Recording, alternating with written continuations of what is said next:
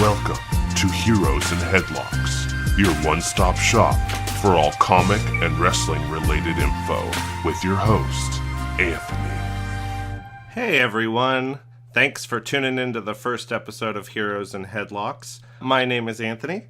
Today we're going to go over quite a few things, so I appreciate you following along and joining me on this ride. Let's start with wrestling, because that's on my mind, that's what I like. So anybody that knows me, I am a huge comic book and wrestling nerd. I don't know why those two things go together hand in hand per se, but if you think of the fact that wrestlers are almost like superheroes and the fact that, you know, they are larger than life characters and they have huge backstories about who makes them who they are and they have big cult followings, and it's just a lot of it imitates life but in a more grandiose way. So I think that with comic books and wrestling, a lot of that stuff is very close knit. So as for wrestling, we'll start with this week with Raw. Raw was interesting. Raw had a lot of stuff go on. I do think it was a better show than SmackDown for sure, and we'll get into the differences between the two. So for Raw, the first thing that really kind of strikes me with the show, so it opened up with Dean Ambrose complaining about Miz and the Miztourage and all that stuff, and you know, Rollins comes out and they're like, oh, let's tease a Shield reunion, which is, you know, cool with me. I don't want to see it anytime soon. I was so sick of the Shield by the end of it, and a lot of people like the Shield. They're like, you know, greatest tag team trio, you know, which is not true in my opinion, but I mean, they were cool. I think a lot of the thing with them is they were shoved down a lot of people's throats. So, you know, they wanted those to be the three big breakout stars. And for the most part, I feel like they have highly succeeded in that. Obviously, you know, Reigns is a little bit more hated than the rest of them. Ambrose is the crazy, lovable, jump off stuff, do crazy moves, and even though his style's not super orthodox, nor is it, you know, that technical, it's still pretty cool. Rollins obviously is the man. I love Rollins. Like, top 3 favorite wrestlers right now, he's definitely one of them. My problem with how the new storyline is going is I feel like Rollins deserves a lot better at this point in time. He just came out of that feud with Bray Wyatt, and that was the most underwhelming thing I've ever seen in my life. I mean, it seems like they were both like, okay, let's just hurry this along, give Bray a quick victory so we can move on to bigger, better things. And for Bray, I'd say, yeah, you know, that's great for him. He's gonna, you know, go chase Finn Balor and all that stuff, which you can't really go wrong with that. But then, yeah, I don't know. I think it's not a good step directional-wise for Rollins, who's going to be now feuding with, you know, Ambrose and Miz at that point. I do think if there's anything good that needs to come out of this feud is that Rollins for sure needs to win that title. I don't know how, I don't know when, I don't know if that's going to be the big SummerSlam match as like a triple threat, whatever it may be, but I think rather than going the whole Shield reunion thing, they need to definitely kind of focus more on Rollins, since he's the poster boy for the new 2K18 video game. Like, I feel like that's a priority, and I feel like that's almost a curse a lot of the times. Last year was Brock Lesnar, and I mean, other than, you know, he wasn't champion at all last year, I don't think. He mostly just kind of, you know, fought and did matches and wasn't, like, predominant. I mean, he lost to Goldberg like a gazillion times, so I feel like with that, it's kind of harder to give him that push. And then Cena was, I think, the year before that. And Cena, I mean, you know, Cena, he's cool. I feel like there was somebody else in between I'm missing. Oh, Stone Cold. Yeah, okay, so with that, I mean, you're promoting somebody that doesn't even wrestle anymore. And why that whole fact is cool, because you have, you know, the whole nostalgia factor, and I really like the game mode they had where you can kind of relive all of Stone Cold stuff. But, you know, that's obviously not a big focus nowadays. It's, you know, reality era and all that stuff. And then Cena was the year before that. But so, I mean, for the most part, I feel that Rollins needs a huge push if he's going to be the cover star, and they're making such a big deal out of him. But kind of since the Triple H thing, he kind of hasn't really had a direction, which kind of sucks, because I feel like that WrestleMania peak is where a lot of people hit, and where they have these really good storylines, and then after that, it kind of tapers off. So Rollins, I feel like, definitely needs a little bit more pizzazz right now, and needs to kick up whatever he's doing and kind of make it more his own. So that's enough about Rollins, because I could talk about that guy forever, because I love him. My next big topic, I would say, is the Enzo and Cass feud. I'm not a huge fan of it, and I'll tell you why. I know for a long time they have been wanting to push Big Cass. Like, ever since Enzo and him were first a thing, and then I remember they were putting him into title contention, and everybody was like, why? I mean, Enzo did get injured a lot, so I understand that, and they're like, well, let's just have him, out on his own and test it out. But by far, he is not ready to do that. That's just my opinion. I feel like they had something special, and of course I know the creative team always wants to break up people at the peak, because I feel like that's the time to do it before the interest fades away. My only problem with this is that Enzo has always been a great talker, not a great wrestler, and Cass has always been a decent wrestler, and he was the backup talker, let's be honest. So out of all the strengths, Enzo definitely has the promo market cornered. Like, he is the be all end all promo guy, but it just doesn't feel the same. I don't like it. I feel just like they had so many more stories they could have done, and obviously they never won a title, which I think is a big blow, especially for how hard they worked. And it changed all, their dynamic changed. They went from the two of them, and then Enzo obviously has grown the most, just because he's he used to be he looked different, like he had a different feel to him. He wasn't as large, and now he's larger than life, even more than he was in NXT. So I feel like that was definitely a waste for them to break them up. If they get back together down the line, I mean, it's not unheard of. They're always doing that type of thing, especially even the Shield, for example. You break them up, they get back together in some way, shape, or form for a tease. But I don't know. I feel like Cass is going to do okay, but he's going to stay in the mid-card. There's no way he's going to be in title contention anytime soon. And especially since Enzo's not going anywhere, and I feel like that's a feud that's going to last well past SummerSlam. So that kind of sucks. I mean, the other thing, obviously, is the ceiling in terms of, how much they can grow. Enzo's 30, and I mean, he kind of has his shtick down well, but I don't think he'll grow as a wrestler per se. I feel like he's going to definitely be better as a manager, which I know they've always said that. They've always been Enzo needs to be a manager, because when he was injured, he was still talking and in a wheelchair. It was crazy. So I feel is good, but he's not going to, win any championship by himself anytime soon. Cass is only 26, so he definitely has more of an advantage he has time to grow, but I don't think, I mean, I don't know. I guess the other flip of the coin is that sometimes you have to throw people in the deep end to see if they, float or drown. So that's maybe kind of what they're doing with him. We'll see. I guess time will tell. I just feel like right now he's being a whiny little baby, and his promos are weird, and he's just too smug for his own good, and it just came out of nowhere, which kind of sucked. Cruiserweights. I don't really know what's going on with the cruiserweights right now. There's been a lot of stuff happening with them, especially with the fact that, what's his face? Austin Aries left, which was a big hit in my opinion, and I don't know why. I don't think they ever revealed why.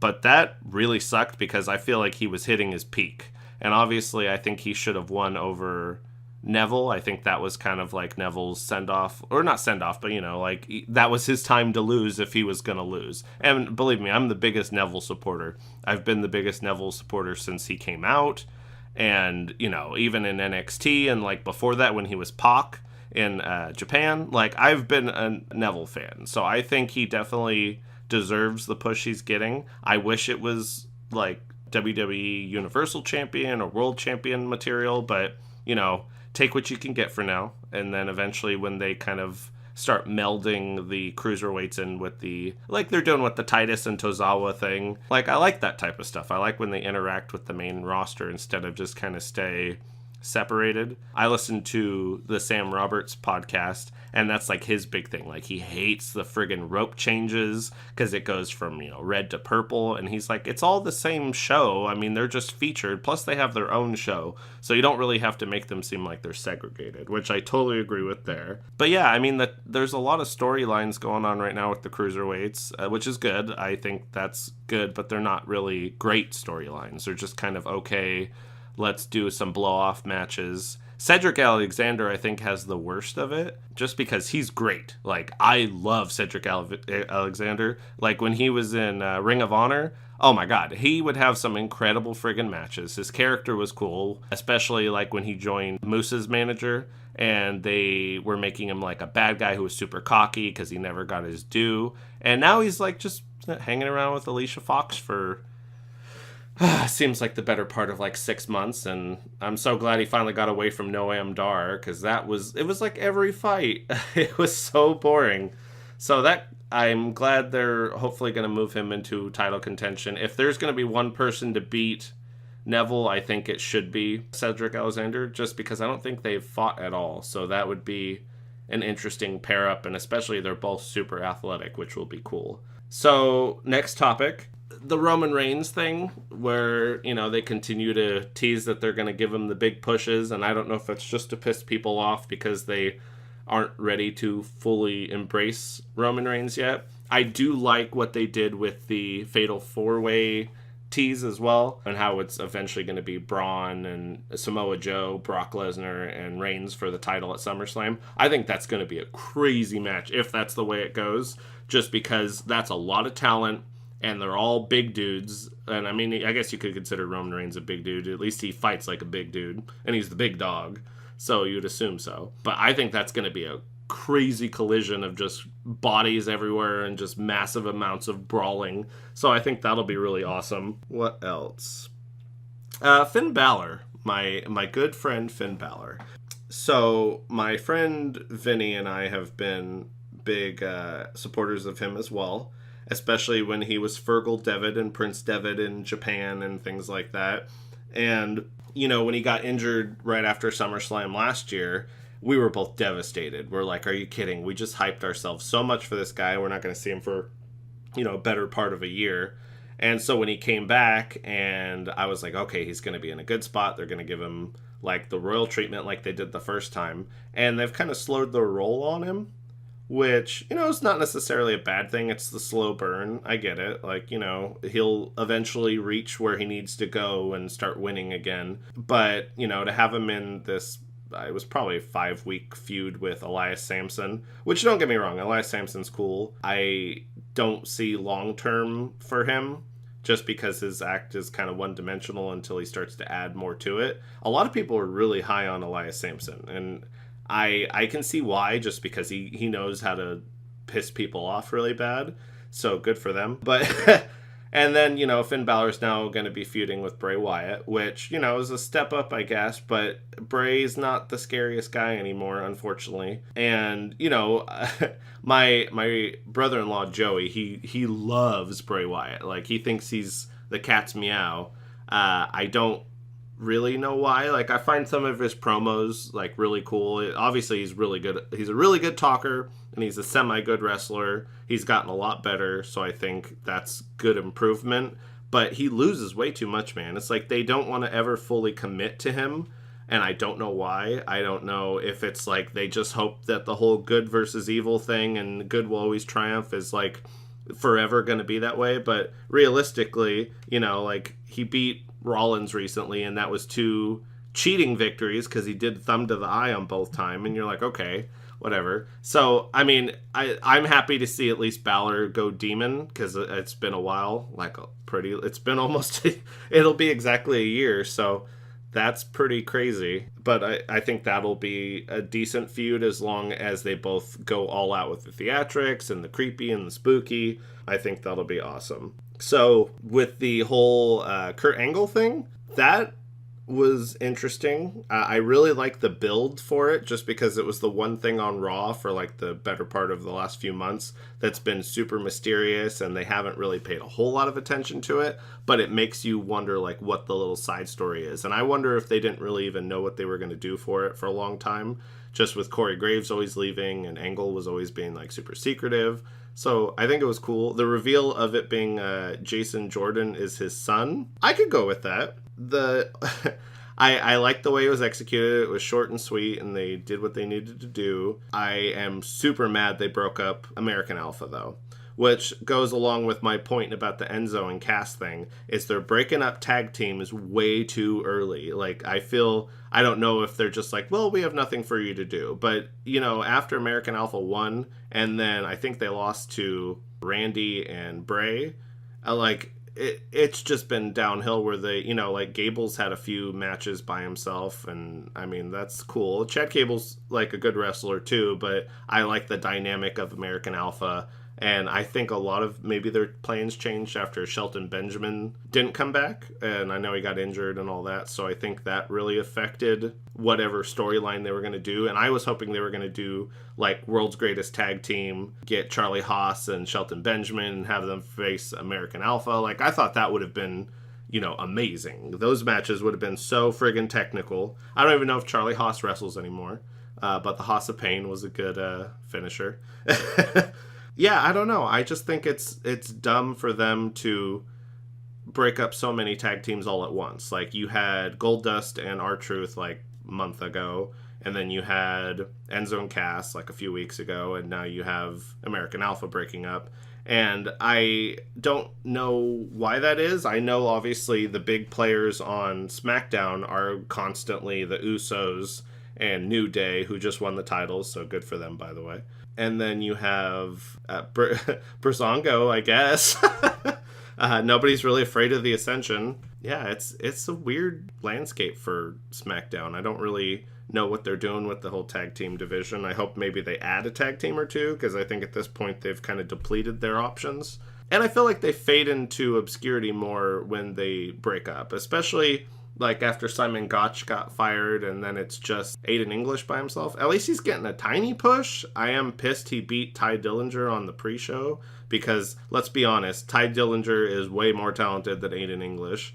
So I have no idea why they did that. But that's a little off subject, sorry. But yeah, that's pretty much that about Raw. The only other thing I can really kind of say is about the Hardys. I really hope that the broken gimmick kicks in pretty soon, just because it was fun while it lasted, but I'm getting a little bored with the repetitive nature of the Hardy matches. Like, I really like the whole broken thing. I was a big watcher for all the stuff that happened on TNA, and I remember when it first went down, and I was showing everybody that would like watch it about, God, the Final Deletion was the first one, I think.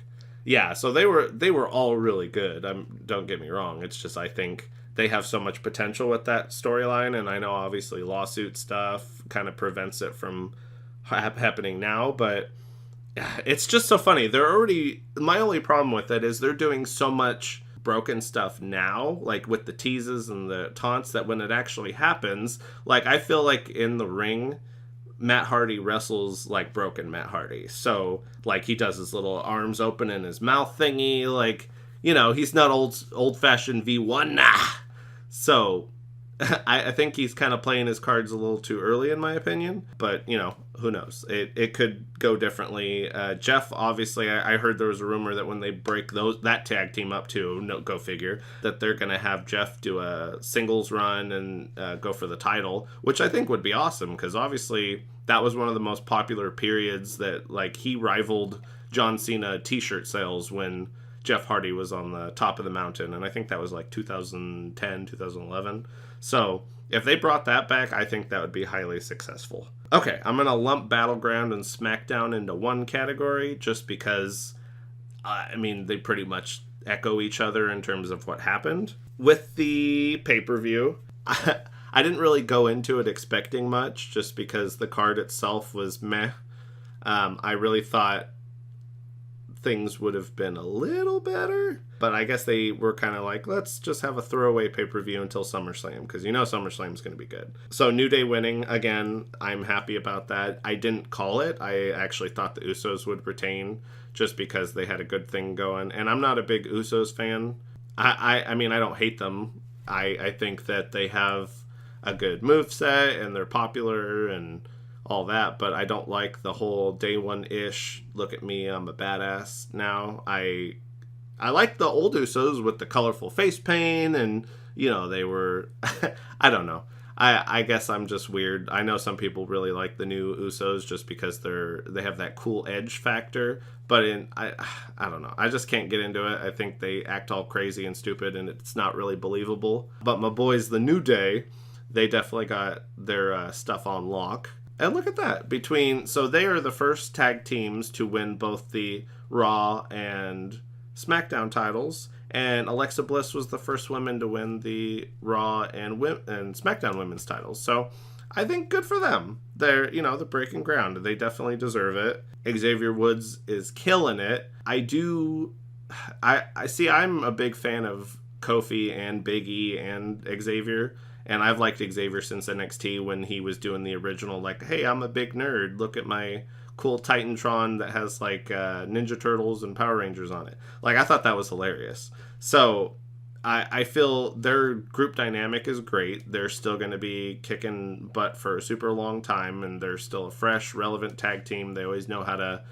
kick up the funny. But I don't know. I like Big E when he's in the match. But at the same time, I like Kofi and Xavier in the match. So it's very hard. I guess it's good that they switch off every so often. I think Big E is the best, what's the word I'm thinking of? Hot tag. Just because he goes in there and he just starts, suplexing everyone in sight, which is really cool. Xavier's really good at selling, and I think he's a good babyface in distress type of thing. And then Kofi, I just love Kofi. I've loved Kofi forever. He's just one of those guys that, like, I hope he never goes away. So he's pretty cool. So I like their dynamic. I think it's good they won, and I hope they hold on to it. I would love to see them versus Breezango, because I think that would just be comic gold. I don't know if that's in the cards down the line. We'll see kind of what happens with that. Rusev and Cena and the flag match was, like, the most pointless thing I've ever watched in my life. Why did I do that? I don't even know what compelled me to want to watch that. Cena deserves so much better. Rusev is kind of like dead in the water, unfortunately. Like a haircut and separating him from Lana is not going to help him win any titles anytime soon, unfortunately. Yeah, the only cool part of the match was when Rusev got thrown through the table at the end. But again, that's very similar to all the other matches they had, where Cena threw him through a speaker, and I'm pretty sure he threw him through some tables another time. So it's kind of not... You're just retreading things, but adding the whole flag stipulation, which was dumb. But, whatever. The women's match on SmackDown, they had Becky versus Charlotte. Seen it a million times, so, it wasn't anything new. It was okay. And then for the pay-per-view, you had the Fatal 5-Way Elimination women's match that had Natalya, Tamina, Lana, Becky, and Charlotte. Yeah, that was cool. I like that match. I'm surprised that Naomi didn't actually fight on the pay-per-view. And I think, for the most part, she suffered a lot as her title reign, since she hasn't really had any good opponents. I would have loved to have seen her and, I don't know, anybody other than Natalya and Charlotte.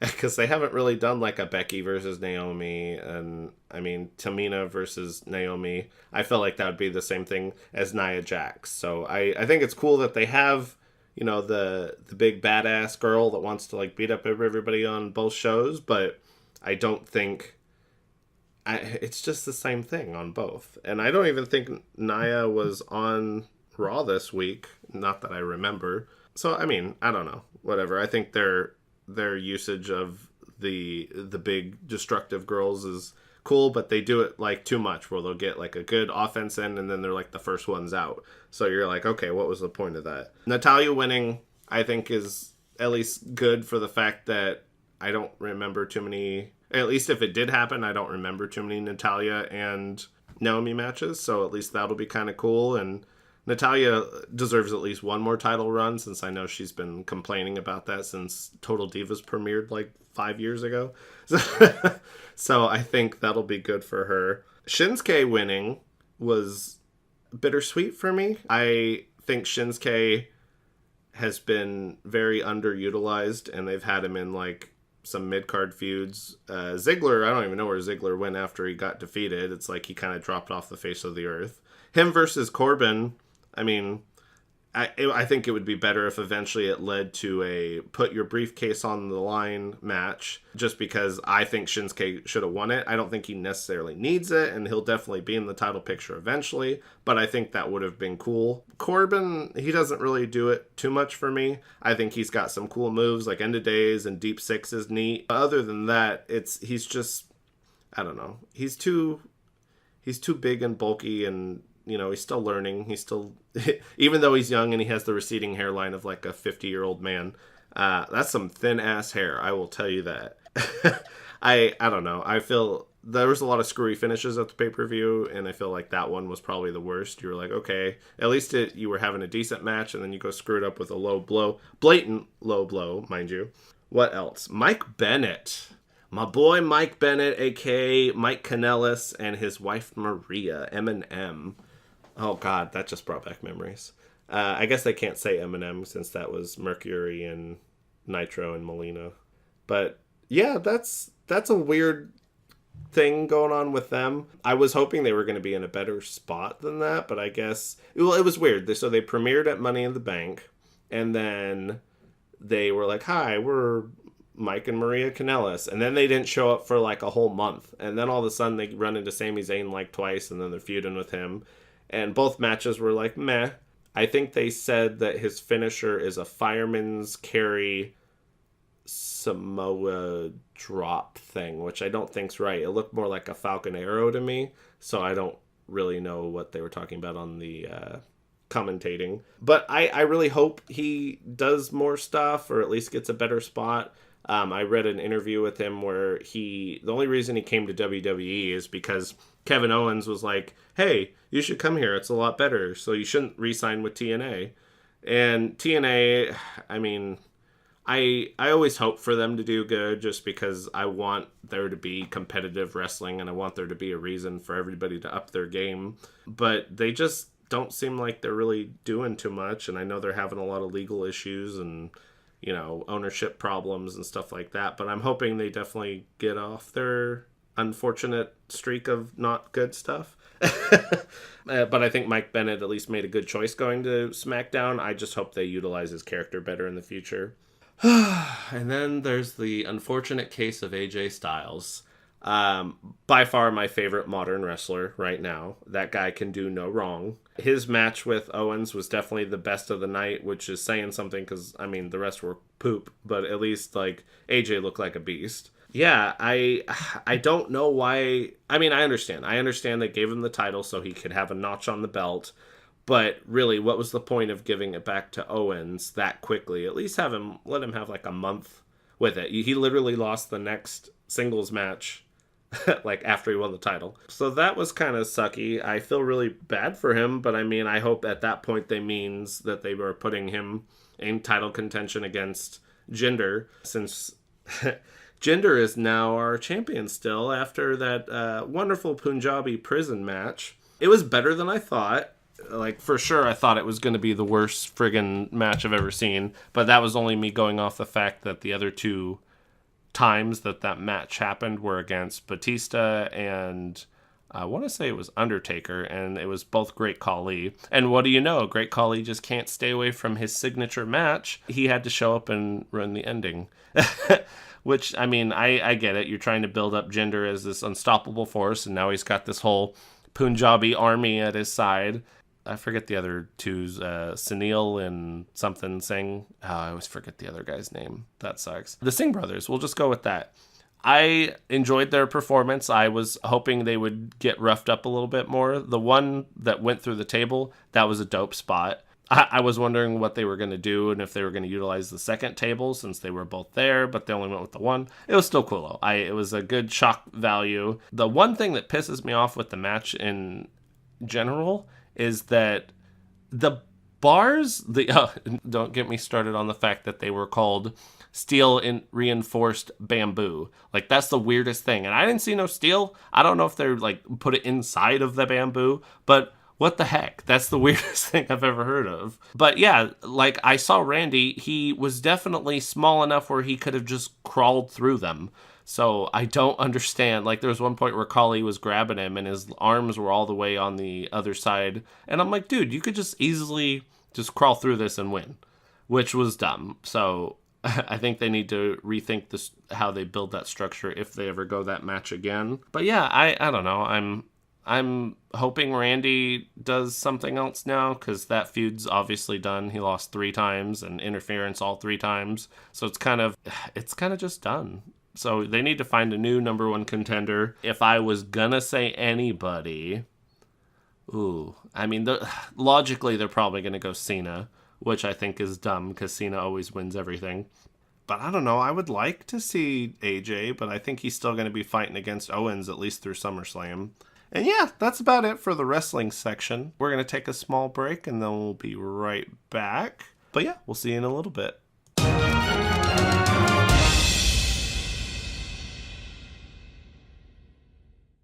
And welcome back, everybody. Now we're going to be moving on to our superhero section, another topic near and dear to my heart. So let's start off with the fact that Comic-Con was this most recent weekend, and I was not there, and that ain't cool. I tried really hard to get to go this year. Me and my friends and my wife and like his friends were like all trying to basically get to Comic-Con. And there was a thing where if you bought a ticket, you could also buy a ticket for 2 other people. So we were just wheeling and dealing, trying to make some trades, get some people to let us go. And I think we waited in the waiting room for like an hour before we officially gave up. But it was just really hard. And it was really sucky that we didn't get to go. And I was hoping like maybe, I'll go at least 2 days. In the previous times I've gone, I think I went probably about 7 years ago and then like 9 years ago. And they were both like the 2 greatest times of my life. Like I had so much fun. And I definitely one time I'll be sharing my Comic-Con stories on here just because, well, heck, we're on the premiere first episode, so might as well just lay it down. So my first Comic-Con experience, I went with a group of friends, and there was probably like 6 of us, and we all crammed to this van and drove there. And it was actually on my birthday, which was kind of cool. And so the first few days, I don't think I had Thursday. I think I had Friday and... Oh, no, I'm sorry. I had Thursday, Friday, I didn't have Saturday, and then I had Sunday. So it was Sunday, and it was the last day, and, I had a great time. I got to see a whole bunch of panels. I think we saw the Glee panel. At that point, what else was on? Supernatural and Smallville were both on, so I saw those. And I saw like the big panels too, like whatever the big movies were out at that time. I think Tron Legacy was coming out, so they had like a whole bunch of artwork for that. And I was like, that looks so cool. So that was really fun times. So I finish up with the Glee panel, and I'm walking to the exhibition hall, which if anybody's ever been there before, they know the exhibition hall is friggin' huge. It's easily like, oh my God, I don't even know how to describe it. It just feels like it goes on forever. It would probably take a good 30 minutes to walk from one side all the way to the other. It's a huge room. So, me, I'm Mr. Smiley Happy. So I walk up to the nice gentleman who is guarding the door and checking everybody's tags, and I show him mine. And mind you, I've been there for like 3-4 hours. So, there's lots of other people that have already checked my badge. And so he looks at my badge, and he looks back at me, he looks back at my badge, and I'm just smiling. And he's like, can you wait here? And I'm like, okay. So in my head, I'm like, something's wrong, but I'm just going to assume that it's not my fault. So I am waiting there, and he's on, his little walkie-talkie, calls some other guy over, and he's like, hi, you're going to come with us. And I'm like, okay.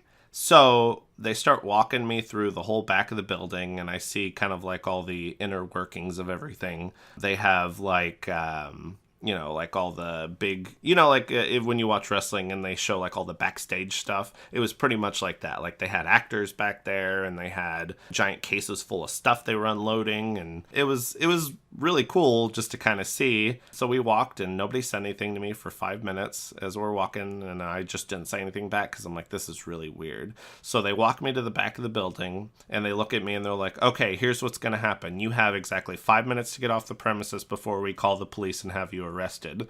And all of a sudden, I'm just like, what? And I'm like, what? Why are you saying that? And he's like, well, you have a registration badge from Saturday and today's Sunday, so you snuck in here. And I'm like, I did not sneak in here. I definitely paid for frickin' Sunday. I've been here for 4 hours. So like, well, I don't know what to tell you. You're going to have to leave. And so I'm like, well, I'm just going to go back around and like figure this out. And he's like, that's fine. But you can't be here. So I'm pissed. So it takes me like another 20 minutes to walk back to the front of the building because they had me all the way at the back. And I get up to the registration lady and I went to the same one that issued my badge. And I said, you guys gave me the wrong frickin' day. And they just kicked me out of the building. And I'm like seething. And they didn't seem like they cared. They were just like, oh, sorry about that. Here's your right badge. So then I walk right up to the son of a bitch who called on me and tattled on me, and I shoved my badge in his face, and I'm like, does this look like the correct day? Because it looks like the correct day to me. And he's like, right away, sir. And I'm like, screw you. I was so mad. I was like, you really are just not even going to apologize for getting me kicked out of the building. So I'm seething mad. And luckily, the only saving grace that made the whole day okay is that I immediately found my friends, and they're like, oh, Bobby from Supernatural's giving autographs. And for anybody that knows me, I love Supernatural. It's a great show. And I don't know if I could really talk about it too much because is it comic book related? No. But, I mean, there is an anime, which I'm sure there's also a comic book somewhere out there. So we'll just let it slide. But Bobby is the father-like figure to Sam and Dean. And he's great. Actor's name is Jim Beaver. He is fantastic. So I immediately am like, well, I'm pissed. So I need something to make me feel better. So I go to shake his hand and I get completely starstruck. Goo goo gaga. I don't know what the hell to say to him. So he's like, how you doing? I'm like, hi, I'm fine. And I'm like, can I get a picture with you? And he's like, I don't know, can you? Ha, ha, ha. And he's just laughing his ass off. And I'm like, good joke. And so we take the super, like, it was the happiest picture you'll probably ever find. Like, I was smiling, grinning ear to ear, which was so cool. But yeah, I really, if it hadn't been for Jim Beaver, I probably would have murdered everyone in that building just because that was the worst time. And you know, all the other times I had gone, like every other day, I never had a problem. It was this smooth and it was just super easy. So I don't know what the hell happened, but I'm really hoping they got their act together since then. So that's enough about that. The main reason I brought that up is Comic-Con. Since it was this weekend, they had a lot of really cool stuff that dropped for the nerd enthusiast that is me. I'm a big trailer person. I love trailers. My wife, not so much. She's like, why are we watching something that's going to give away all the plot points? And like, I want to be surprised when I go to the movie, which I get, but I love the art of the trailer. I think trailers are so, if they're done right, they're very, they just make you feel something that you don't normally feel. And like the anticipation and excitement you feel when you watch a trailer is really, really, it's unique. And I think that's a cool thing, part of our society. Now, I love trailers that don't give you too much, but they give you just the right amount of stuff. I hate trailers like you watch it and you're like, okay, that was the whole movie. And I don't even need to see it now because I know literally every funny thing that happens. So I really enjoy a good trailer. And let me just tell you, every friggin' trailer I saw during Comic-Con weekend was gold. Even the non-comic book stuff, like they showed Saw or Jigsaw, they showed The Snowman, they had Ready Player One, which I'll get into a little bit later. And those were all great. Like, I'm super stoked for all those films because they were very well done trailers. The trailers that I did see that I was just over the moon about were all the DC TV trailers. Me and my wife watch all those shows pretty religiously. I started Arrow and Flash actually both like when they first aired, and then I got her into them and we caught up on certain stuff, and it's cool. We've just watched it every, week that it's been on. And so right now it's kind of a dry spell for us just because there's like none on. We finished Gotham a little later than everything else, and I'll talk about that too. But Gotham, damn, that took me for a ride. But so yeah, the DC TV trailers, they had Arrow, they had Flash, they had Legends of Tomorrow, and then they had Gotham. I'm pretty sure they even talked about The Gifted and Inhumans there, but I know that I don't think Marvel was actually there other than probably Thor. But yeah, oh my god, so many trailers, so much stuff to be excited about. We'll start with Arrow. Arrow, out of all of the season finales from just recently, I'd say Arrow was probably the best, just because it was such a cliffhanger and you don't really know where anything's gonna go. Mostly just because when they originally designed the show, it was designed to only go 5 seasons. So the fact that it ended up going more than that, they kind of suffer from the Supernatural syndrome, where they had the original plan for the first seasons, and then afterwards they were like, oh shit, we got picked up for more seasons, we gotta think of more content. And I mean, good for Supernatural, they've gone for, this is gonna be their 13th season. I can see Arrow going that far, especially just because of how the show is and what a big following it has and how it spawned 2 other shows. Like, that's pretty crazy. So I think it'll be interesting to see what happens. I'm super happy that Deathstroke is back. He's one of my favorite DC characters in general. I just like the whole idea of the badass assassin.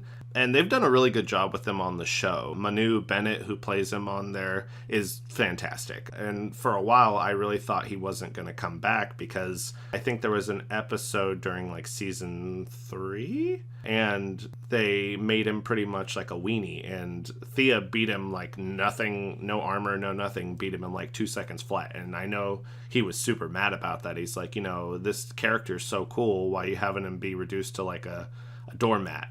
So I think it's cool he's back, and I've already seen him in the trailer where he comes back, so I know for sure he didn't die. Past that, though, I think I don't really see too much of anybody else. I know both the Canaries survive, the Black Siren and Black Canary, and then I can only assume that, like, Will's mom dies just because she wasn't in the trailer. Yeah, it should be really cool, though. It's just like everybody's trying to recover from Prometheus just messing up life in general. And I really liked Prometheus. I think the guy that played him was really good. I wasn't too sure at first. Like, I had a feeling that he was Prometheus, especially like when he was... I either thought he was Prometheus or I thought he was Vigilante. And we still don't know who Vigilante is. So, I mean, that he could pop up later on as well, even though I don't know if Prometheus killed him or not. But yeah, I think that show will, when it comes back, I think it comes back like October or something. It's going to be the must-watch one. Flash, I mean, everybody knew Flash was going to come out of the Speed Force. Like, that's not really that big of a cliffhanger. There's rumors that they were going to have Wally dress up in the Flash outfit, just like in the comic books, where he takes over the mantle for a while. I don't think that'll be very long. It'll probably be all in the first episode, maybe in the first 2, but then Barry's definitely coming back. They said the big villain this year is going to be DeVoe, which is known as the Thinker, which I think is a smart move. I get it, I said think and thinker. I think that's a good choice, just because the past 3 villains have all been speedsters, and it's all been about Barry getting faster. And I think it's good that they have a villain that's going to make him think more than act. So I think that'll be cool. Savitar was bittersweet for me, because I was hoping Savitar was going to be someone different. And I know that a lot of fans were kind of half and half on it. Like, some were like, oh yeah, this is really cool. And other ones were like, yeah, this is dumb. Like, why are they having Barry fight Barry from a different timeline? And you know how people get with time travel and stuff. They either get it or they don't get it. So, and then let's see, Legends of Tomorrow. It's so hard to beat last season, because the whole Legion of Doom was like one of the most exciting things. I don't even know how to contain my emotion when it comes to it. It was just really well done, and I love Reverse Flash. Damien Dark's cool, and Malcolm Merlin's cool. Like, it was, and then to have like Snart back was cool. I am mad that they didn't really like bring him back full time. They brought him back for 1 episode in The Flash, and then probably those 4 or 5 episodes in Legends of Tomorrow. So I hope that he comes back eventually, just because I don't think he actually died when he exploded. Plus, Prison Break got canceled, so he ain't doing anything else. Might as well just come back. But yeah, the whole idea of like dinosaurs being lost in time, and I think Central City looked just like crazy ridiculous. I think that'll be a really interesting way to go with the show. I don't think it'll beat last season, though. Last season was creme de la creme. And Supergirl, I forgot about her. That one's okay. That one looks mostly like she just is kind of embracing her dark side, and she's mad that Mon-El had to leave, and she's just kind of pissy about that. So I think that'll be good. Supergirl's one of those shows that I really want to like, and I do catch up on it eventually, but it's never my priority show.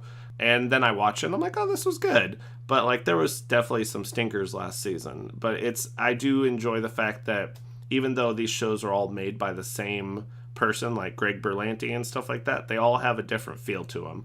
Arrow's the dark show. Flash is, they have some comedic moments, but they're kind of like the middle ground. And then Supergirl is like the lighthearted show. So I do enjoy the different feels they have to each show.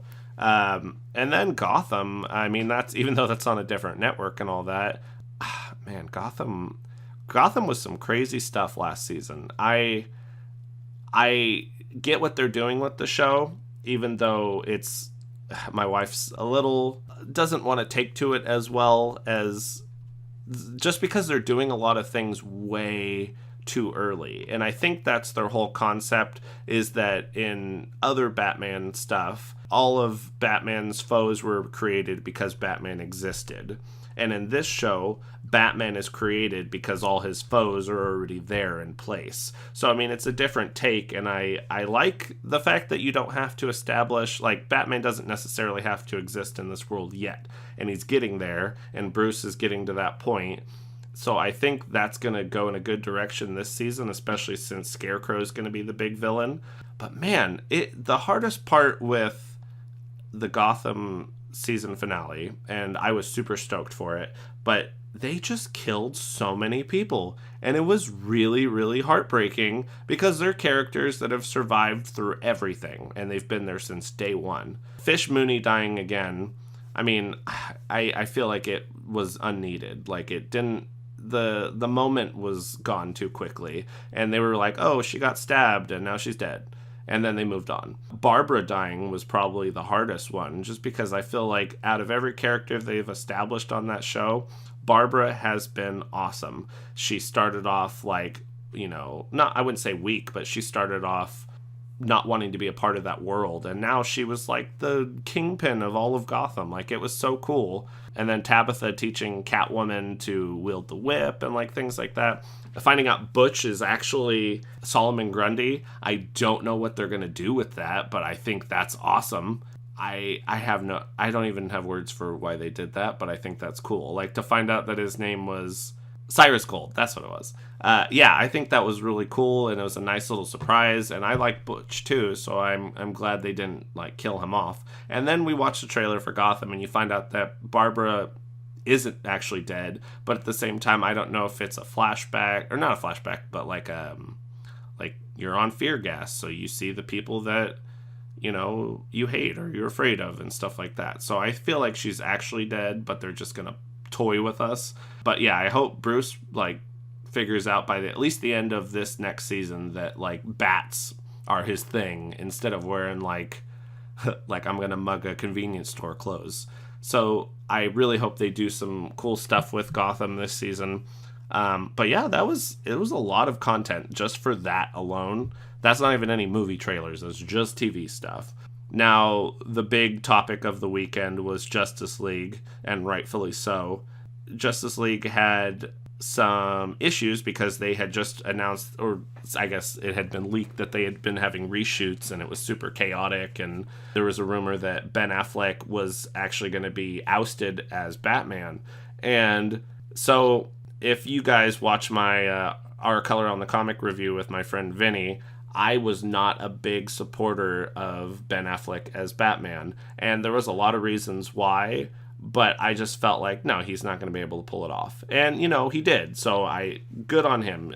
The Batman versus Superman, like, he was one of the rare parts of that movie that was actually decent, and I was curious to see what was going to happen, and I wanted to know more about the world that he had already lived in, and, like, there was a lot of questions that came out of that movie. So I think Ben Affleck did a great job. Yeah, I'll admit it, I was wrong. It happens sometimes. But now that they were trying to get rid of him, I was thinking, well, this is just stupid. I mean, you guys knew that you had these long-term plans.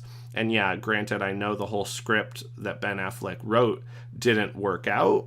and Matt Reeves is now directing it and rewriting it. So that's all positive things. I mean, and he seems like he's down, but the fact that they were trying to get rid of him and replace him with somebody younger, the whole point of casting him as Batman at his age is that, yeah, they said he's going to be 50 by the time that they start filming The Batman, which that's fine. I mean, the whole point of having him is because the Batman in their world is supposed to be old Batman. It's supposed to be I'm winding down in my career. I've fought all the foes I have for years and years and years, and this is where I'm at. And that's kind of where the whole storyline from The Dark Knight Returns, which is a super famous comic, and then they made it into an animated movie, and then Batman vs. Superman stole a lot of the elements from that. But yeah, the whole point of that was Bruce Wayne was older, so I don't know why and he seems like he's down, and he said he's not going anywhere as Batman, so that's a positive.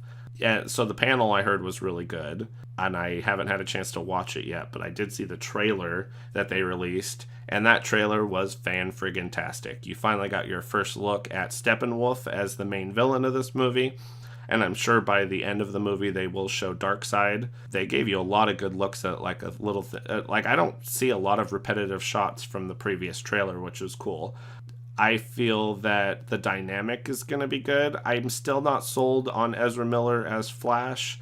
My main problem with it is that I feel like he's trying to be too funny, and it is what it is, but I feel like he's too much of a weenie. Like, he's not, I don't know. And I understand this is like him starting off, and they're like trying to combine origin stories and say like, hey, everybody's starting out fresh except for Wonder Woman because she's been alive for friggin' forever. But like, I don't know. I think that'll be interesting. Aquaman looks dope. I think Jason Momoa is great for Aquaman. He's his own unique Aquaman, and I think it works. Now, there was rumors that there was Green Lantern in the trailer. The problem being is, to my knowledge, they haven't even casted a Green Lantern yet, so I don't know how you'd have Green Lantern in the movie. Now, they did reference it in the trailer. Steppenwolf is talking to somebody, and he's like, you have no lanterns, you have no Kryptonians, like, your planet's pretty much screwed. So, obviously, they are acknowledging Green Lantern, or in the Lantern Corps, but they haven't really talked about anything like casting wise, and I don't know if it's going to be Hal Jordan or if it's going to be Jon Stewart. Like, they haven't really said anything, so I don't think it was a Green Lantern. I think they put it in there so nerds like us would look at it and go, ooh, Green Lantern. And then at the very end, Alfred's talking to somebody and you don't know who it is, and more than likely it's Superman, because that just makes sense, and they want to keep the whole Superman coming back to life thing as big surprise, just like in the comics how Doomsday kills him and then he comes back to life, like with the super long hair and stuff like that. So I think that'll be cool to see in the movie. They probably won't show it until the movie comes out, of course. I mean, the only other trailer that I think was a big deal was the Ready Player One trailer, and it's, again, not really comic book themed, but it has a lot of undertones of it. The whole idea is there was a book that came out, and I actually have the book, but I've never read it, so that's definitely something to start doing until the movie comes out next year. But it's based in, I think, 2042, and they say that all of reality, like basic life, is really sucky. So everybody plugs into the Oasis, which is like virtual world, and everybody does it. So everybody kind of just lets their bodies do whatever, and they go into this world where you can create anything. Now, the trailer dropped a lot of like little references to the 80s and to comic books and stuff like that. In the book, the kid's really obsessed with the 80s, so he has a lot of those movies and stuff like that. Nothing really video game based, except for I'm pretty sure I saw Duke Nukem at one point. But yeah, they had the opens up, and the first like big image you see that sticks with you is the fact that the Iron Giant's in the movie, and that movie, oh my god, that movie's like part of my childhood. So that was really cool just to see by itself. I hope Vin Diesel voices him, because that would be hilarious. Then you also see Freddy Krueger, you see Deadshot and Harley Quinn walking through like this bar looking thing. And then they have the DeLorean, so I think it'll be really cool just for like pop culture's sake to see a lot of that stuff in that movie. I talked to my friend Kayla, and she was telling me that they actually didn't even have a racing scene in the book, but she doesn't want to already be hypercritical of it just because of that one part. So I hope that, I mean, they obviously are going to expand it and try to make it into its own larger than life thing. So I think it'll be really neat from somebody that grew up in the 80s.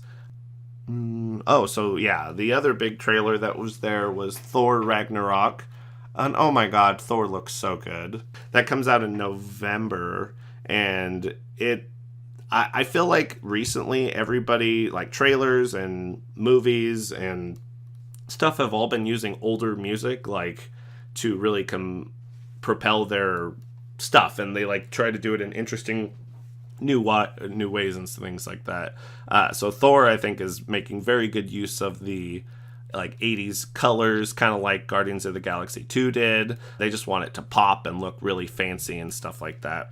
The storyline looks like they're combining a lot more of Planet Hulk than originally thought, so that'll be cool. I like how Thor's making his own little dream team. I think that'll be really cool with Valkyrie, and then you got Loki, and then I don't really know what's happening with Heimdall. I'm pretty sure he'll eventually be on Thor's side, but it kind of looks like he's just out in the middle of nowhere with some dreads doing some stuff.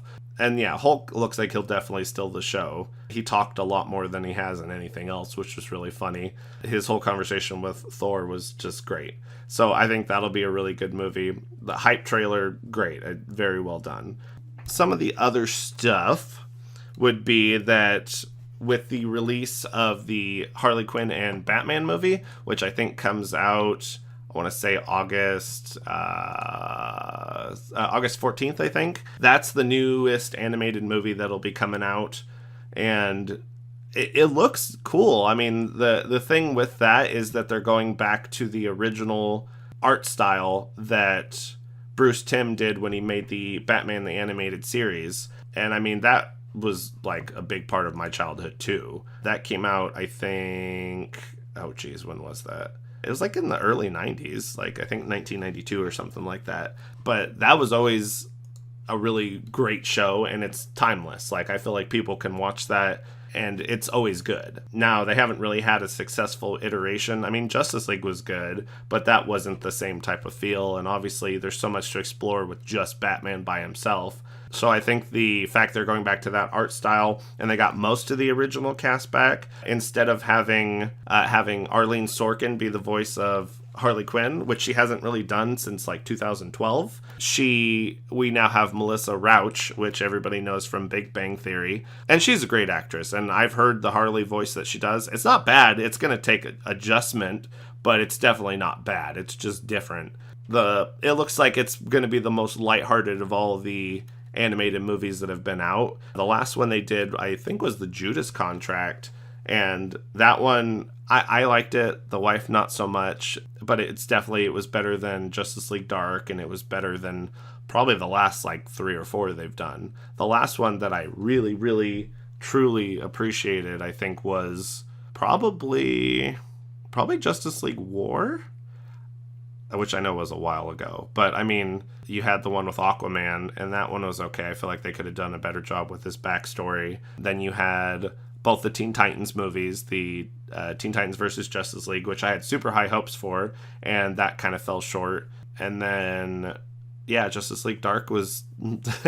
it just wasn't very happy. It was a lot of sad, dark stuff, which, you know, in the name, so I guess that's intended. But yeah, this one should be good. The next one coming out after that is actually Gotham by Gaslight, which I'm super stoked for. It was the first Elsewhere comic that they used to have, where they had like the multiple universes before they really acknowledged that they were all tied together. I think it came out at the late 80s. So it's been around for a super long time, but basically Batman is a detective during the age of like Jack the Ripper and stuff like that in like the early 1800s and things like that. So I think that'll be a really cool movie if it's done right. I think it might be as good as like your Dark Knight Returns or something big like that, where it feels bigger than itself. So that'll be really cool. They also announced that they're going to do a Suicide Squad animated movie in the continuity of the other films that have been building since Justice League War. So I think that'll be cool. They had a Suicide Squad movie come out, then it was animated probably about like 2-3 years ago. And it was cool, but it was based in the world of the Arkham games, which I don't really get because in the Arkham games, Joker dies, and in this one, Joker also dies, but in a completely different way. So I don't really know what they were doing with that. I guess it was like a spin-off, one-off type of thing. This new one, though, should be cool. It's called like Hell to Pay. So I think that'll be neat. I think that's coming out after Gotham by Gaslight, which probably won't be out until, if it comes out this year at all, it'll probably be near the end of the year. So you're probably looking like October, November. And yeah, I mean, it was a busy week for comic book stuff. Our last section for today is actually going to be a movie review. So I'll let that take it away and we'll get to that. And now, a special movie review. This week, Spider-Man Homecoming. Thanks for coming on back. As the voice said, we will be reviewing Spider-Man Homecoming. I know it's been out like a few weeks already. I just wanted to kind of give some of my thoughts on the film. As a Spider-Man film, it was awesome. I really enjoyed it. I really liked the fact they didn't rehash the whole Uncle Ben thing, which has been done pretty much in every other Spider-Man movie. It was a fresh take. Having the Avengers and being in that universe, I think, was the most helpful thing that Sony could have done to breathe new life into it. The actor they have playing Spider-Man, Tom Holland. There we go. Jesus. So Tom Holland, I think, was a really good Spider-Man. Obviously, the hard part with that is that you're taking on a role that two other actors have already done, and in my opinion, they killed it with the other two actors. Tobey Maguire obviously was my first Peter Parker, so I have a near and dear connection to him. And then, what is your name? I'm looking him up to make sure. I'm going to feel so stupid. Andrew Garfield. Jesus. I swear to God, I'm usually better with the name thing. So yeah, Andrew Garfield was also really good. I feel like when he took over and he was doing their whole new origin, The Amazing Spider-Man, I think he did a great job. I feel that The Amazing Spider-Man 2 was a little bit blown up because it had such high expectations, and that in turn made it not a good movie. They had a lot of hurdles to go over, and the fact that they didn't get that third movie, I think, hurt too, just because they had so much vested interest in who the main baddie was from the original movie, who had seen Lizard in his prison cell and then disappeared. A lot of people thought it might be like Electro, and then it wasn't because he disappeared into electricity, and then some thought it might be Mysterio, and I was like, that would be cool too, but I don't think he would be the big bad of everyone. So obviously those Spider-Mans were great. This one was nice just because it breathed fresh air into the franchise, and I've already heard that since it was such a huge hit, that they're already making spin-offs and sequels and all that stuff. The best thing about the film for me was the surprises. Spoiler alert to anybody who hasn't seen it, but the fact that Vulture, aka Mr. Toombs, was the girl's dad, the one that Peter so much had a crush on and stuff like that, and then for you to find out that it's her dad was just like, oh my god. And they had like the most awkward scenes I've ever seen, and it was great. It made for a great twist, and I really enjoyed it. The action scenes were on point. The one thing that really bothered me when I first saw some of the early artwork for the movie is that they were going to have Spider-Man in his original homemade suit. And to be honest, I had no interest in that whatsoever. I understand it's, you're kind of building an origin story and stuff, but I paid to see the dope Spider-Man suit that Tony Stark had built him. And for the majority of the movie, you get that. I think he's in his homemade suit for maybe like all of 15-20 minutes, so it wasn't very long, which was great because I feel like they super utilized the fact that his suit had so much capability and he didn't even know how to use half of it, and that can definitely build on the future films. The other big surprise for me was the fact that Pepper Potts was in it, and how great was that? Because she had announced, I think like 6-7 months ago, she was done with Marvel. She had no more plans to revisit Pepper Potts as a character. So seeing her in this movie was great. And I mean, they had alluded to the fact that she wasn't going to come back anymore because Tony and her were like on a break in Civil War. So I was really happy to see her. Iron Man 3, I feel like she hit her peak as a character. So I think it was cool that she came back and they had the little thing and you got to see the Iron Spider and they foreshadowed a lot of things. Now, I know that Spider-Man's going to be in Infinity War, which will be amazing. I feel like that's going to give the original Avengers a run for its money as the best superhero film, just because there's so many elements in it. Like, when you thought the Avengers was a big deal because you had all of these elements that were brought into one movie, and it was the first time they had really done something like that on that big of a scale, and then to find out that they're doing it again, but they added, like, hella more people, it's a recipe for nothing but greatness. Now, to go back to Spider-Man, I know there's a lot of moral outrage with the fact that they made Zendaya MJ, or at least what they're... I don't know if she's actually officially MJ, but they call her MJ in the movie, and a lot of people are pissed about it. Understandable. I get it. I mean, obviously they're taking a character that's traditionally a white, redheaded girl and making her whatever Zendaya is. But I mean, I don't have a problem with it. I feel like it's all about being different and doing things differently than you have in the previous Spider-Man movies. So I don't see a problem with that. And I mean, they're dating in real life, so I think that kind of just happens. Like, Andrew Garfield and Emma Stone dated after Spider-Man. It's like you get close to your coworkers, and then it just makes for a better movie because you have better on-air chemistry as it is. So I think that was fine.